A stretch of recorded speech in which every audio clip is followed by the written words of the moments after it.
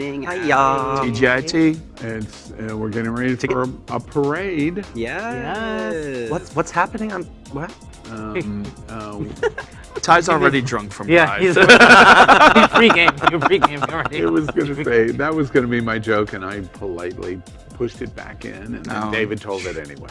Right? Someone had to It's tell going to be it. exciting. I think we're looking at an all-time record coming Saturday. I think so too. Yeah. I think we're going to be out in big numbers. And it's supposed to be one of the only nice days with no rain that we've had in forever, it feels like. Queer News Tonight is doing a pre-show, and then we're broadcasting from the main stage. Awesome. Make sure you come and say hello. Well, welcome to Queer News Tonight, the world's first and only LGBTQ plus daily evening news. It's time to queer up the news. It's 8 p.m. Thursday, June 17th, and we are literally out of the closet and into the headlines. So many of your important stories we are going to tell this evening on Queer News Tonight.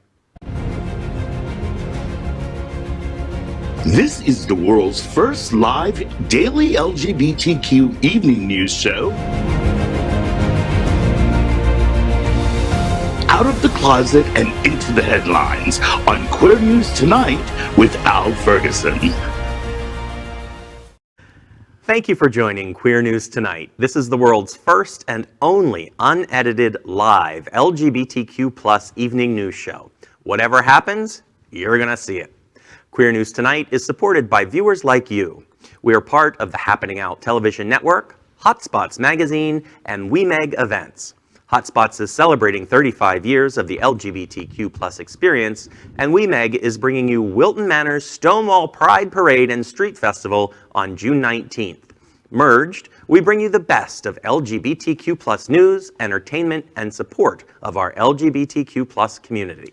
This evening, we bring you the news of and a perspective representing the LGBTQ plus community from South Florida, America, and across our planet. I'm your anchor at Queer News Tonight, Al Ferguson. Let's welcome anchor Auntie Mame.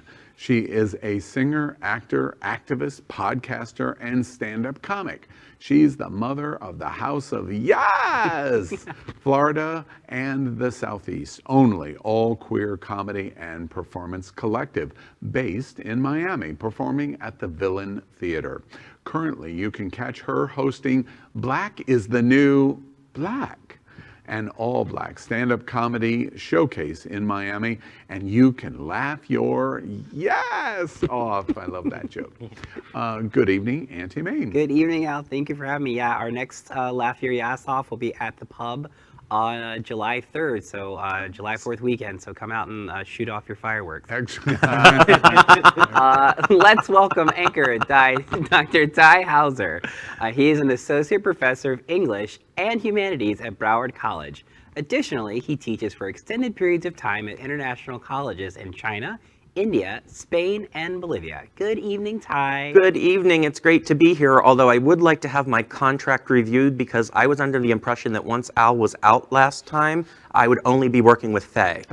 So we'll talk about that later. Trickster. Let's welcome anchor David Hopkins. He is well known here in LGBTQ South Florida as an officer for Lambda Men's Brotherhood, a nonprofit organization focused on building a legacy of gay philanthropy with the mission to identify and help fund critical needs in our community.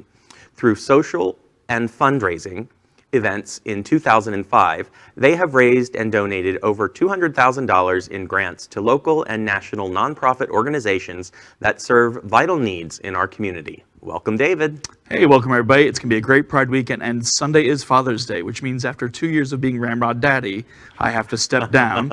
So join us at Ramrod at midnight on Father's Day for the next Ramrod Daddy competition. So Come on, we have 5 Daddy. contestants. Rod Daddy. Absolutely. Come on, Daddy. Yeah. Next, let's welcome Carvela Striplett, founder of Carvel Bikes, the only LGBTQ bicycle business on the famous Wilton Drive, located in the nonprofit Wilton Collective. She's an unapologetic, proud Black trans woman and a member of the Wilton Mayor's Community Affairs Advisory Board. She also serves as the Deputy Director for the Florida Democratic LGBTQ+ Caucus. Welcome, Carvel.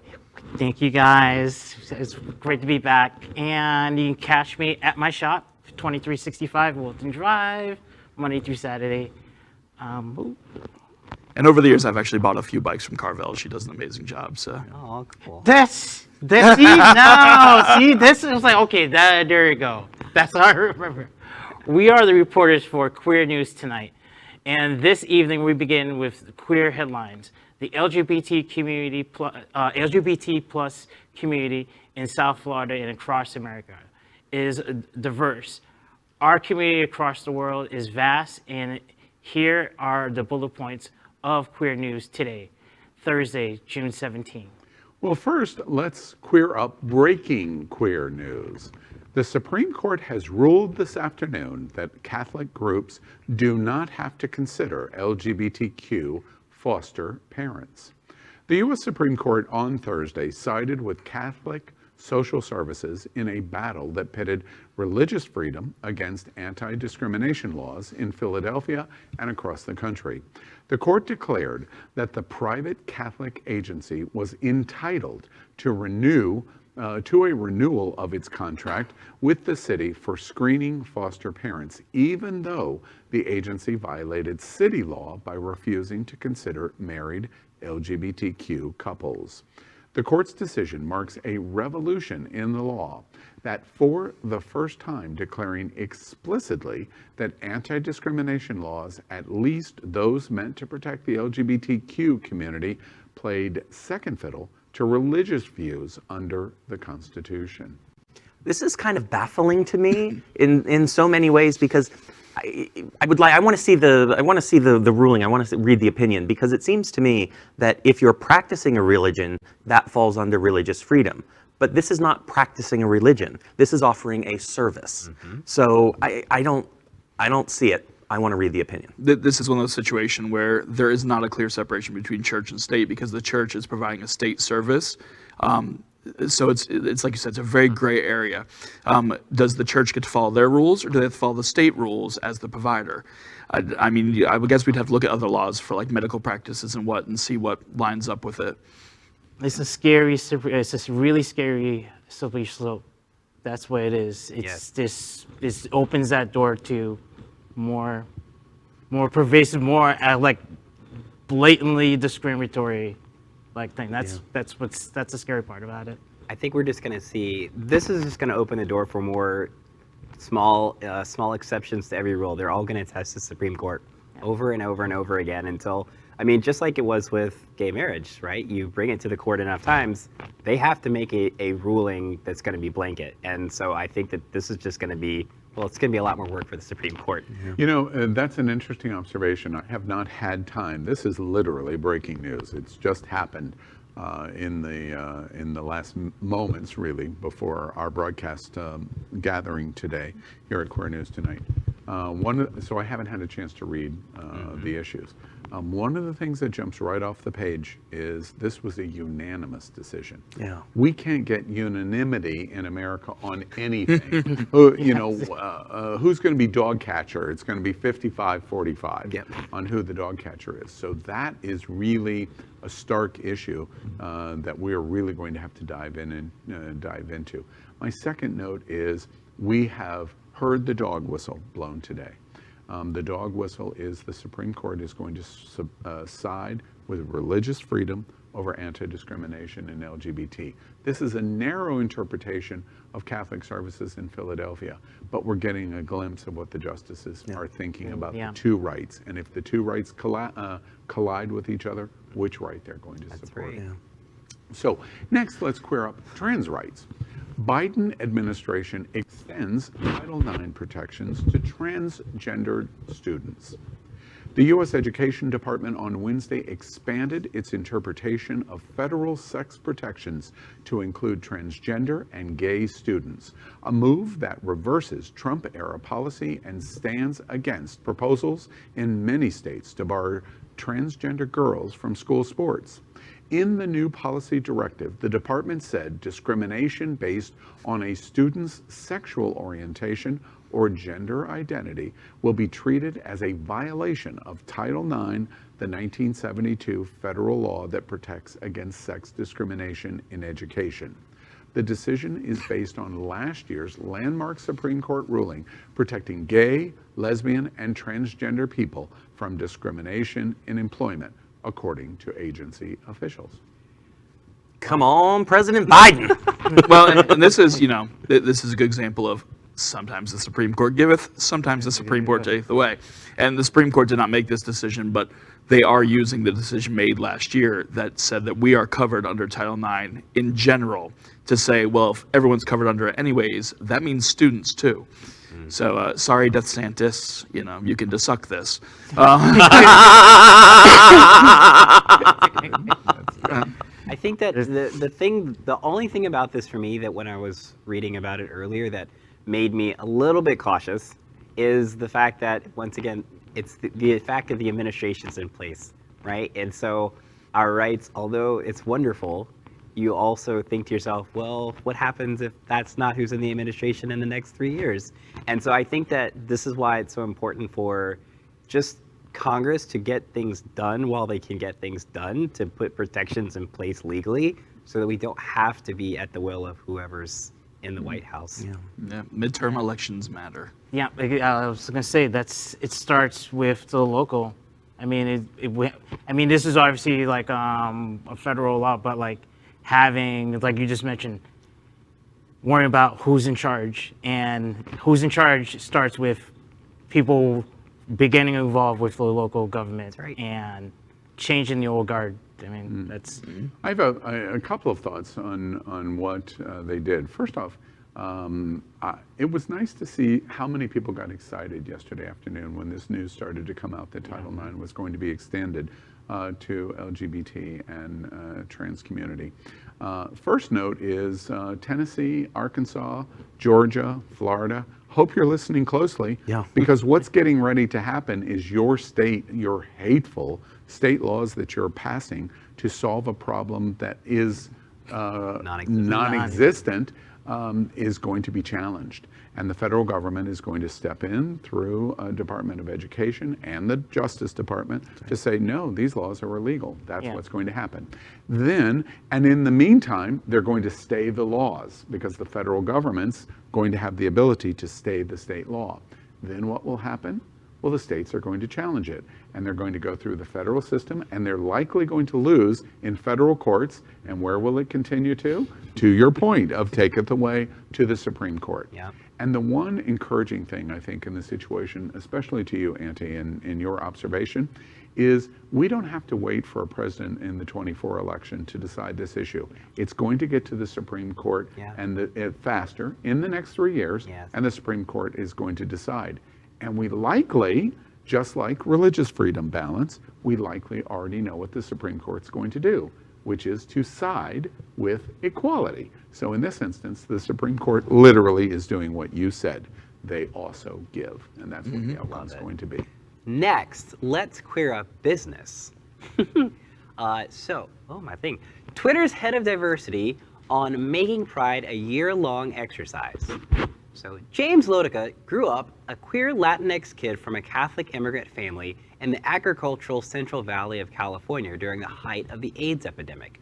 By the time he reached 25, he had been kicked out of homes, beat up, arrested, and sexually assaulted.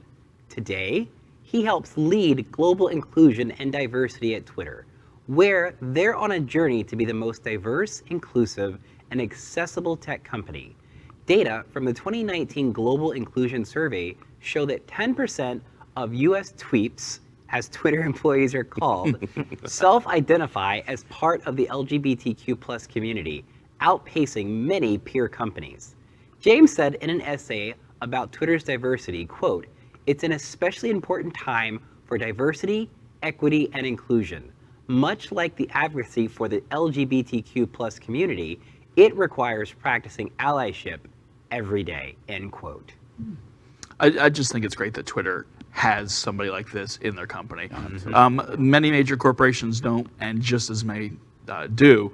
But Twitter, which has to be a voice for so many people, the fact that the people who are helping you share your voice are standing up for equality is such an important thing. Yeah.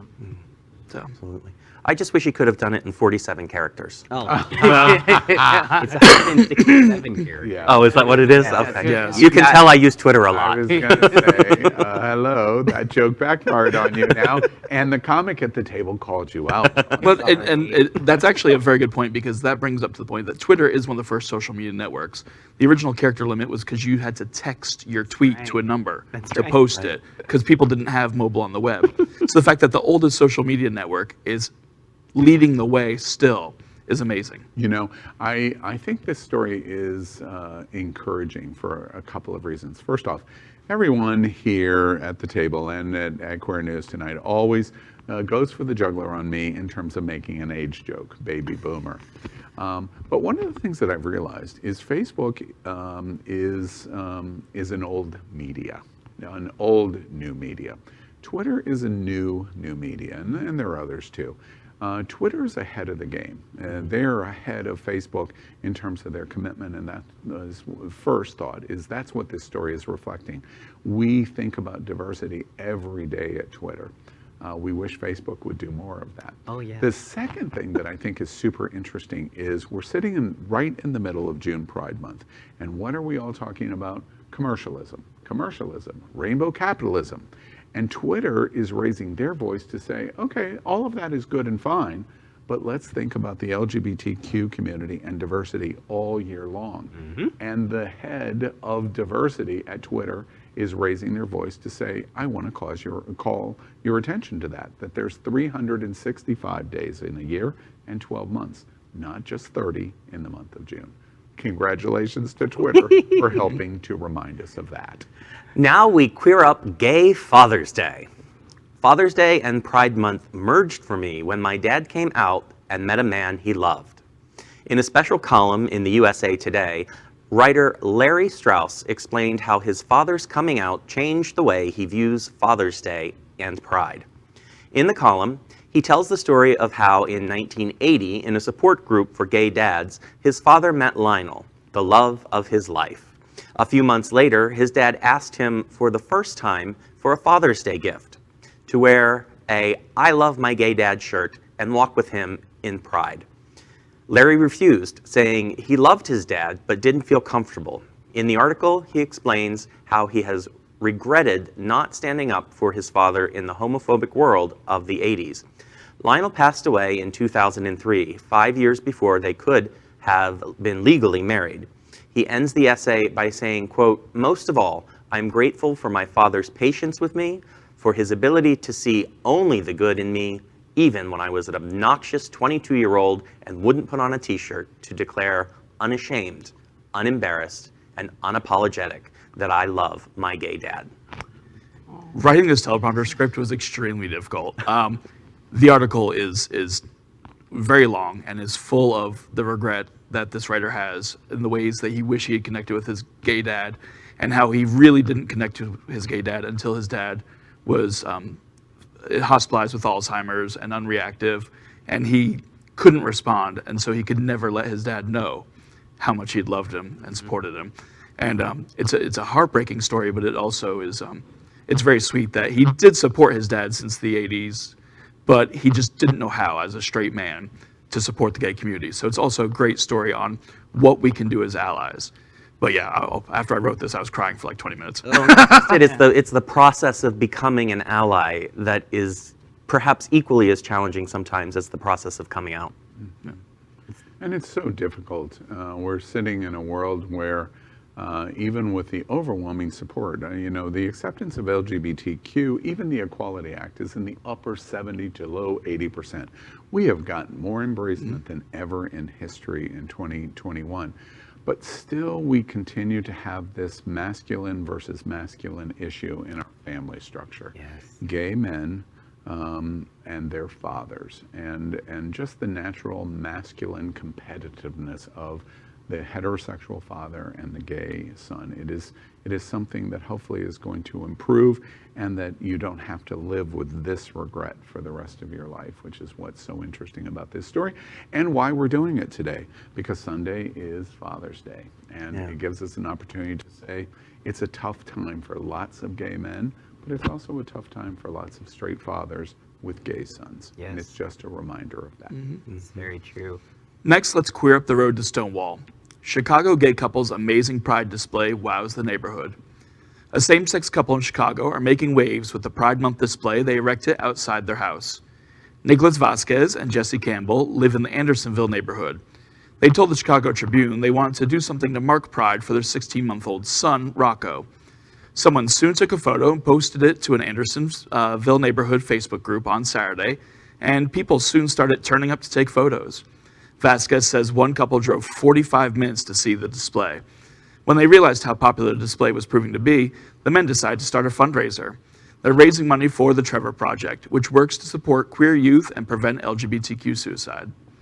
45-minute drive. So basically, they went from downtown Fort Lauderdale to 95. That's a lot in some parts of the country. Well, Then it is. Yeah, it wasn't until I moved down here that I realized that 45 minutes could be so few miles in my life. You know, when I looked at that picture, I thought about you. Oh, as soon as I saw the house, I was like, how can I turn that into a dress? And just give me time. Give me time and give me organza, and I'll turn it into a dress. Organza. well, it's funny because Chicago is a very diverse town, but the different parts of the diversity are very segregated into different, like South Side Chicago is very black, North Side Chicago is very Republican, and that's where these guys live, is North Side Chicago. So they literally were the only pride display on their street, the only rainbow flag, the only anything.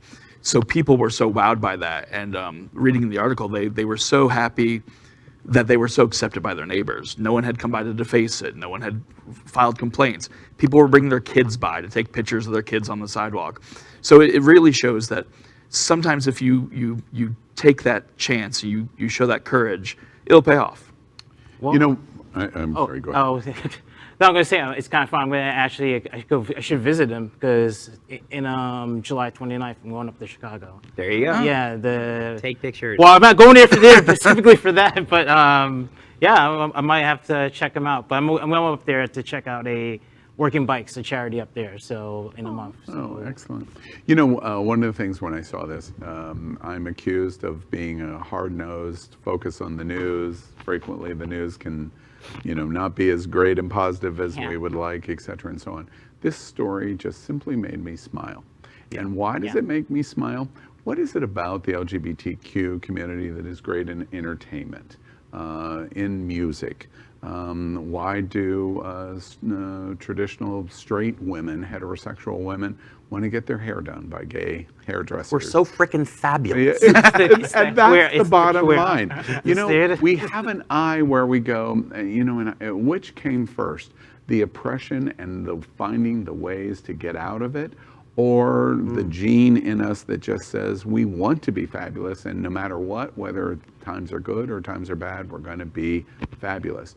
When I looked at this image and picture, we reported that you couldn't have a gay pride flag yesterday, and they illuminated their house in pride colors, and was way more than the pride flag. We just seem, it makes me proud of our community. We just seem to have an ingenuity that is so signature for us, and it makes us smile, and it makes us happy and happier. And when things aren't the best in whatever our community is, we make ourselves smile in so many interesting and unique ways. And that's what these two guys have done in Chicago. Bravo. Bravo. Yeah. Well, let's queer up South Florida headlines. A couple fined for displaying a pride flag in an Oakland Park neighborhood. A pride flag representing the LGBTQ plus community that is the size of a sheet of paper is a source of a standoff in Oakland Park neighborhood.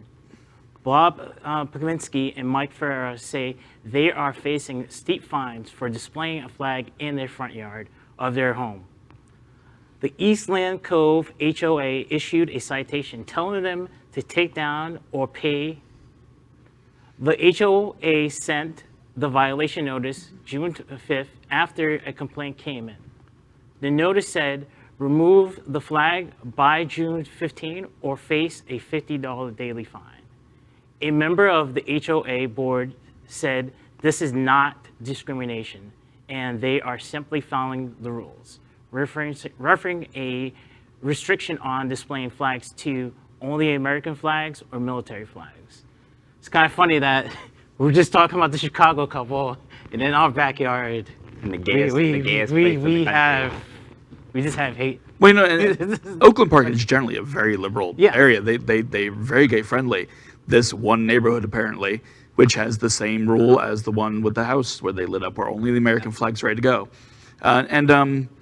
These guys took a different route. Instead of going along with it and just doing something else, they're saying, no, we will not, we won't stand aside. We're going to do it our way.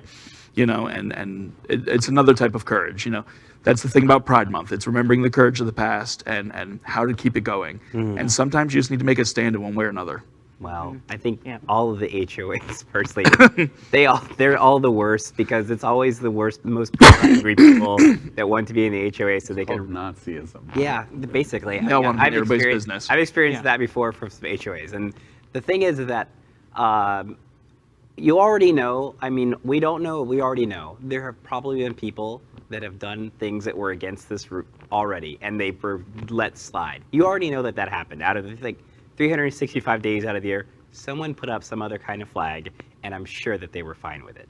But this, because it's probably not the best person that's in charge of the HOA, this is what they want to this is the stand and the hill they want to die on. So, okay, we'll take care of that. Well, and even in the news reports I've seen, this neighborhood allowed political flags and all that. They've allowed flags for all kinds of stuff. But yeah, this little 8.5 by 11 rainbow flag hanging off the mailbox is causing a stir. Yeah, Of course. So. A couple of quick observations. First, Eastland Cove Homeowners Association. I put out a challenge for you. Bob Pleminski and Mike Ferrari. We're broadcasting neighbors of you. We're broadcasting right now live at Sunshine Cathedral. Oakland Park is not a discriminatory community. The mayor is going to be in the parade at Stonewall Pride on Wilton Drive on Saturday. We congratulate you for posting. We're showing the picture right now of your pretty tiny little rainbow flag. To the Eastland Cove Homeowners Association, come on, guys and girls, you're making a terrible mistake. And Bob and Mike, please reach out to me on Facebook or through any of our sites at Happening Out Television Network or Queer News Tonight. And if they persist in fining you, let's have a little drive-through through the Eastland Cove Homeowners Association and have about 500 LGBTQ people draw attention to your beautiful little neighborhood called Eastland Cove. And I will help you organize that from Queer News Tonight. The association doesn't understand the tremendous dynamite that they have lit here. But come on. And Bob and Mike, we stand right with you because we want you to fly the pride flag proudly in your community. And the second note that I would make to the Eastland Cove Homeowners Association, the technicality of you saying it's not discriminatory because it's only the American flag. We have sat for 4 years with one person in the world that said the only flag that can be flown in the world was the American flag. And it is a former president that's living about 35 miles from you. That's what exactly he said at the Pentagon and embassies all over the world, that you couldn't fly a rainbow flag. That's right. We now have a real president. You don't want to sit on the side of bad history, which was the last 4 years. So Eastland Cove Homeowners Association, make the right decision, or we're going to come and wave in your neighborhood loudly. They're not that far from my house. Proudly. We're just rolling with I the trans assure flag you. on my bike. Where was that again, Al? It's the Eastland Cove I know. Homeowners Association in Oakland Park, I Florida. think I might have to Bob throw them. Pleminski, Mike Ferrari, we are standing with you. Cool. Now we queer up the USA, which is what we've been talking about, really. Baker fined for refusing to make transgender, my thing won't go, transgender transition cake. A Colorado baker who won a partial victory at the U.S. Supreme Court in 2018 for refusing to make a wedding cake for a same-sex couple violated the state's anti-discrimination law by refusing to make a birthday cake for a transgender woman. A state judge has ruled in Tuesday's ruling. Denver District Judge A. Bruce Jones said Autumn Scardina was denied a cake that was blue on the outside and pink on the inside to celebrate her gender transition on her birthday because of her transgender status in violation of the law. While Jack Phillips said he could not make the cake because of its message, Jones said the case was about a refusal to sell a product, not compelled speech. He pointed out that Phillips testified during a trial in March that he did not think someone could change their gender and he would not celebrate, quote, someone who thinks that they can, end quote. So there are two really two things that I want to say about this story. The first one is Just two? I love the nuance of this argument, right? The nuance of like getting in there and saying, well, you're not selling a product, it's not speech that's being protected here. But the other thing I want to say, and this is kind of an aside, is shouldn't we be supporting gay businesses anyway? So why, I guess to make a political point, sure, but why go out of your way to do it when there's probably a gay baker down the street that will do it for real? Okay. And I'd like to counter that by the fact that this guy's apparently been in court multiple times on these issues, so it just needs to keep being shoved in his face till he goes out of business. So, So maybe, yeah. I mean, it's really, it comes down to a private business owner and what they are at will to do, right? And I think that for us, I mean, for myself especially, right? I come from like a mixed race background. So the thought that there are places in the country where if I did something for my family, they say, oh, well, we don't agree with that. Because there are plenty of people that still don't agree with the mixing of races. And the thing is that if we heard that in the news, we would probably be much more uproarious than how we are about this subject matter, which it just goes to show that we still have a long way to go. Even though we're doing better, we have a long way to go as far as how we're viewed by the world. It's going back to the other topic we were saying with the other story with the court saying that with that Forrester case, it's just another slippery slope. It's almost like, okay, we're licensed to discriminatory. I know you understand you have to refuse a business or anything like that, but it goes back to we're going to have cases where we can discriminate to people. Well, and without getting into the legal aspects of this, likely it's going to turn into a legal argument, et cetera, and so on. What's interesting about this is not a religious exemption.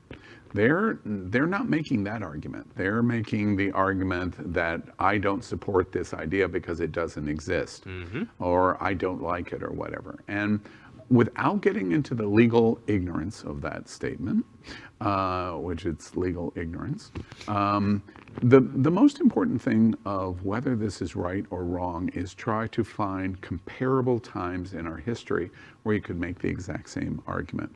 And can't you imagine in 1958 a black person walking into a bakery and saying, please make a cake that celebrates whatever in my culture, in my African American culture, and please make the cake. And the person would have said, absolutely no.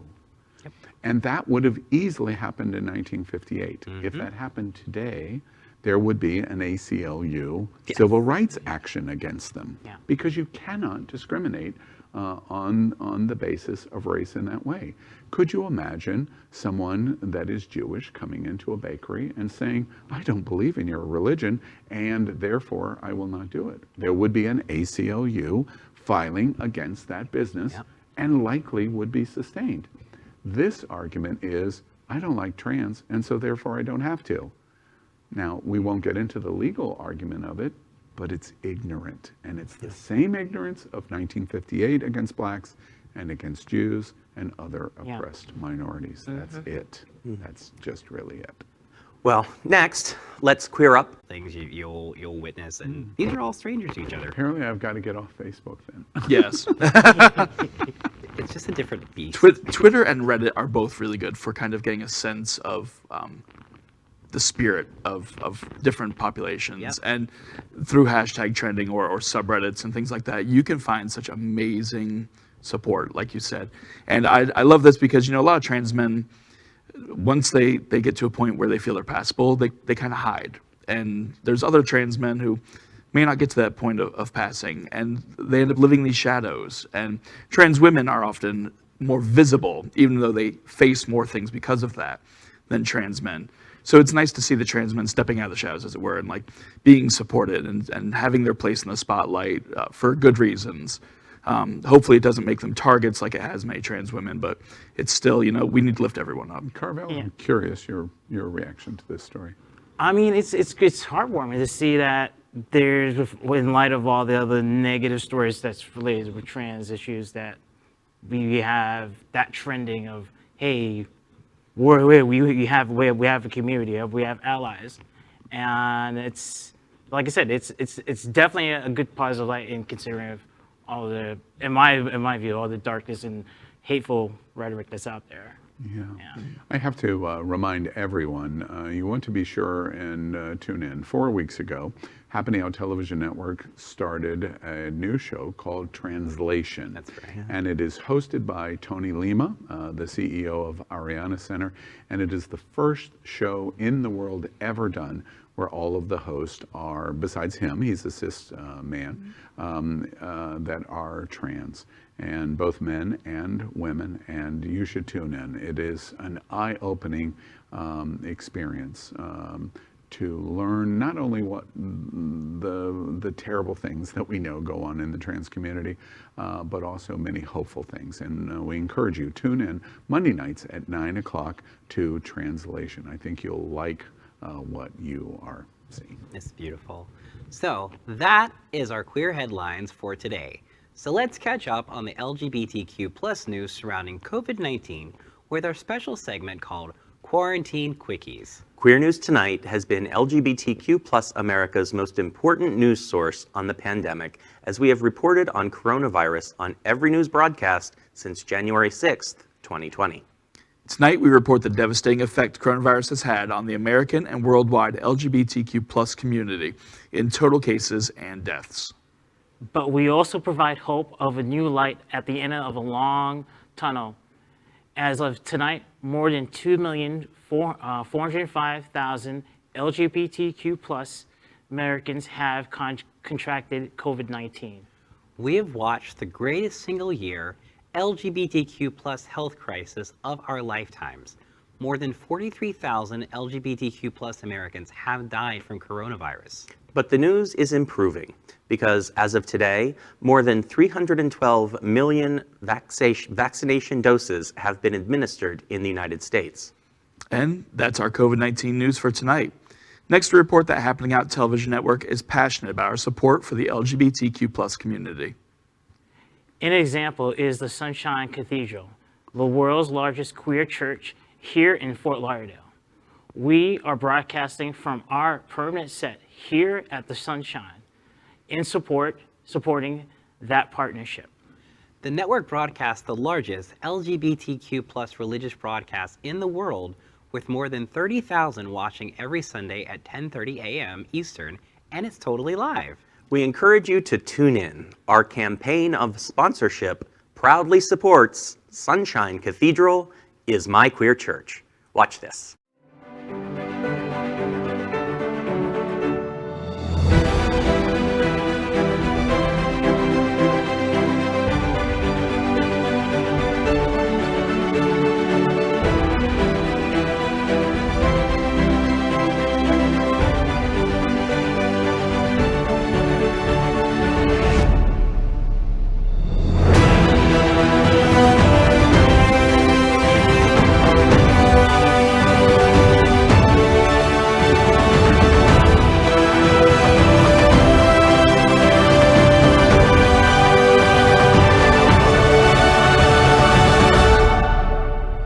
I'm John Buckley from Unity Coalition and Celebrate Orgullo, and Sunshine Cathedral is my queer church.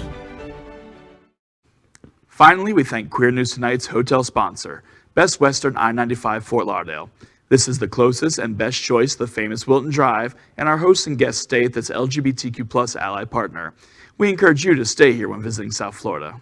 That is today's news for the LGBTQ plus community on the world's first and only daily LGBTQ plus evening news show. Is our community important to you? Then help us by liking and subscribing. Ring the bell for updates. Share this news with your friends and family. Post this broadcast in the many groups you're a member of. Tonight's stories about our community deserve the attention of your family and friends. Our Queer News Tonight is the only live LGBT plus digital television news in the world that is out of the closet, into the headlines, and we need your support. If our community is to grow, we must tell our stories and bring them to the attention of the broader world. This is the only place in the entire world that tells these LGBTQ plus stories in motion and sound. That is the passion of Happening Out Television Network and Queer News Tonight. I'm your anchor, Al Ferguson, and on behalf of these LGBTQ plus reporters, the anchors of Queer News Tonight, including Auntie Mame, Dr. Ty Hauser, David Hopkins, and Carvel Esterplett, we will see you daily at 8 p.m. Good night.